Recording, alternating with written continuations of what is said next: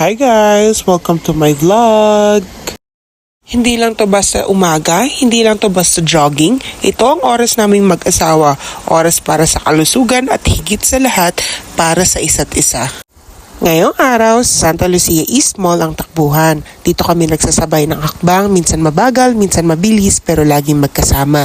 Sa bawat hakbang, may kasamang kwento, sa bawat hinga, may kasamang tawa, asaran at minsan tahimik lang. Pero ramdam mo pa rin ang solid ng samahan. Hindi kailangan laging mamahaling lugar.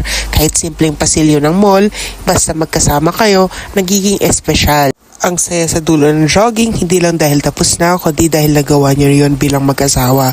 Laban sa katamaran, laban sa stress, at panalo pa rin sa pag-ibig.